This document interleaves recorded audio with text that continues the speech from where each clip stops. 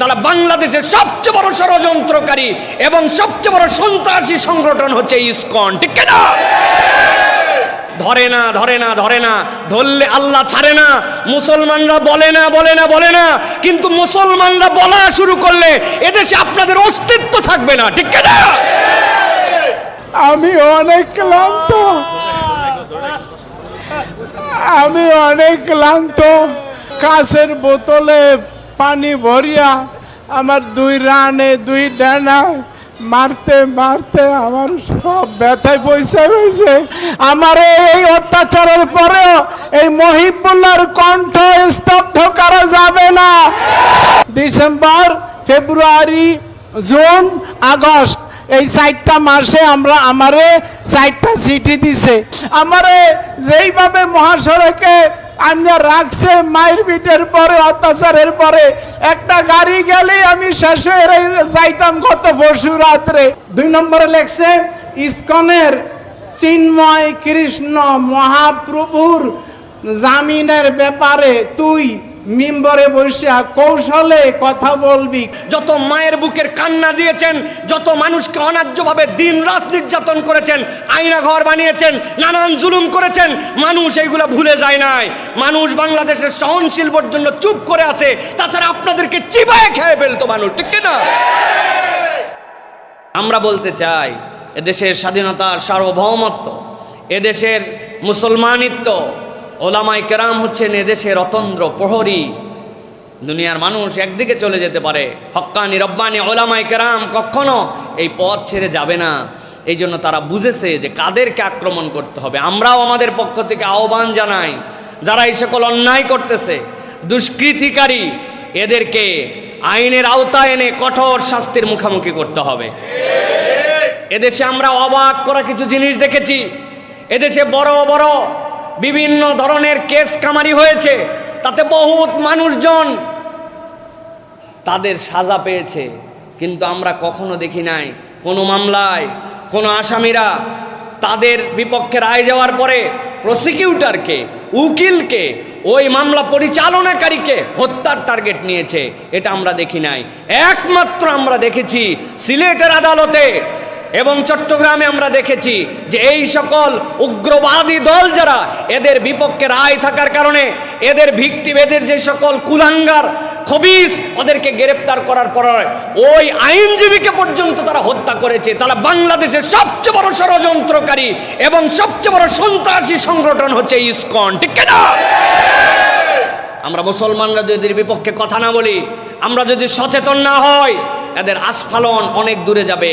এরা মনে করছে যে এদেরকে ধরার মতো কেউ নাই, কিন্তু মনে রাখবেন, ধরে না ধরে না ধরে না, ধরলে আল্লাহ ছাড়ে না। মুসলমানরা বলে না বলে না বলে না, কিন্তু মুসলমানরা বলা শুরু করলে এদেশে আপনাদের অস্তিত্ব থাকবে না, ঠিক না? আমরা আপনাদের সাথে সহনশীলভাবে থাকতে চাই। কোনো সাম্প্রদায়িক উস্কানিতে আমরা বিশ্বাস করি না। কোন সংখ্যালঘুদেরকে আক্রমণ করবে, ইসলাম এটাকে হারাম করে দিয়েছে। মুসলমানরা তাদের জান মালের নিরাপত্তা দিবে, কিন্তু আপনি যদি এইগুলার আড়ালে উগ্রতাবাদ ছড়ান, এইগুলার আড়ালে যদি জঙ্গিবাদ করেন, এইগুলার আড়ালে যদি ইমামদেরকে টার্গেট করেন, মুসলমানদেরকে টার্গেট করেন, তাহলে আমরাও বলে দিতে চাই, এই দেশে কমসে কম 4 লক্ষ মসজিদ আছে। এই 4 লক্ষ মসজিদের 8 লক্ষ ইমাম মুয়াজ্জিনকে শহীদ করার পরে এই দেশে আপনার স্বপ্ন বাস্তবায়ন হবে। এর আগে ইনশাল্লাহ বাস্তবায়ন করতে দেওয়া হবে না। স্পষ্ট বার্তা সরকারের কাছে, দ্রুত এটার পদক্ষেপ নেন।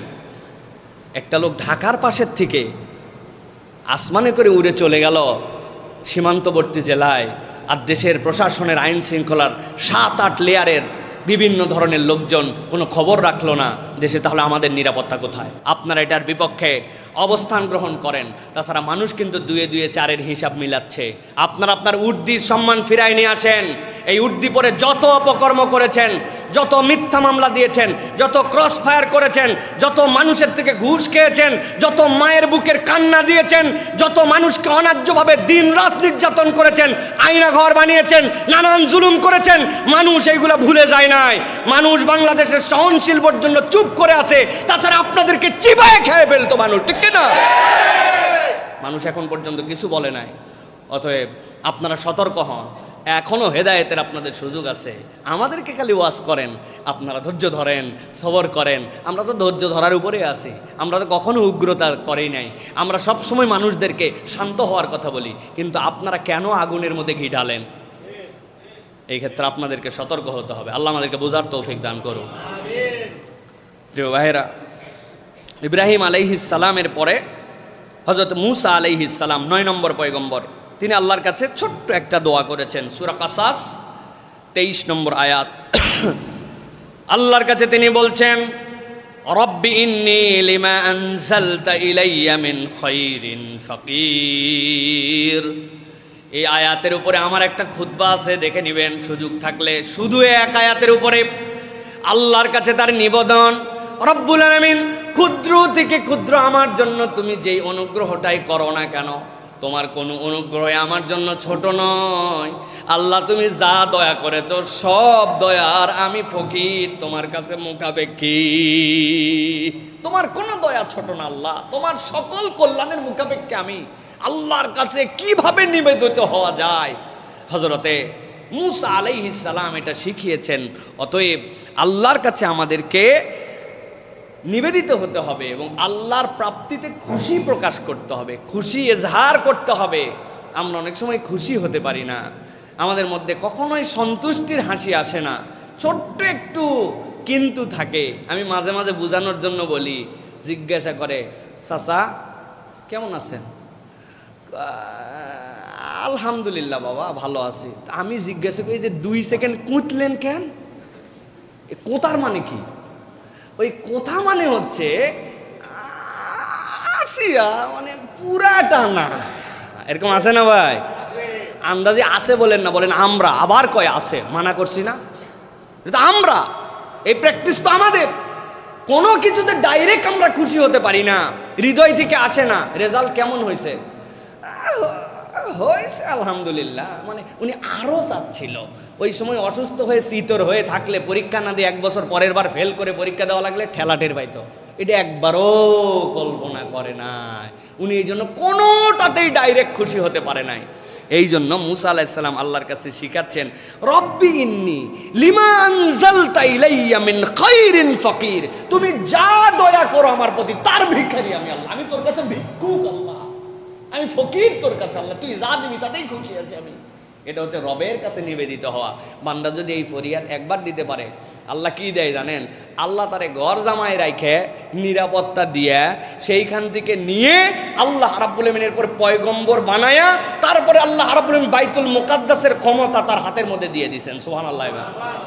আল্লাহ এমন দেওয়া দিছি, তুমি চিন্তা করো না। কেমনে কি করা লাগবে এটা আমি জানি। খালি ছোট্ট একটা আবেদন করছে আল্লাহর কাছে, কোনো জায়গা ছিল না, অল্প একটু ছায়া, ওই ছায়ার নিচে বসে আছেন। দেখলেন এসে কেউ কেউ পানি খাচ্ছে ওই জায়গায়।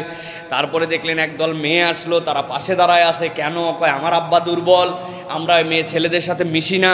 উনি একটু পানি খাওয়াই দিলেন। তারপরে বললেন তুমি চলতে শুরু করো। দেখলো যে, বললো তুমি সামনে যাও, মেয়েরা সামনে যাবে। উনি পিছনে যায় না, তাহলে মেয়েদেরকে দেখা যাবে। উনি সামনে যায়, মেয়েরা বলে যায় ডানে যান বামে যান। এরকম করতে করতে আসলো। মেয়েরাই বলল, মানুষ অনেক দেখছি কিন্তু এরকম সলিড যুবক পাই নাই। আল্লাহ রাব্বুল আমিন তকদির পুরা ইউটার্ন করে ঘুরাই দিলেন। সুবহানাল্লাহ। এই মূসা আলাইহিস সালাম ছোট্ট একটা কথা, আপনি তাফসিরে পড়ে দেখবেন, এই কথা আল্লাহ এত পছন্দ করছেন যে আল্লাহ কোরআনে উল্লেখ করে দিয়েছেন। সুবহানাল্লাহ।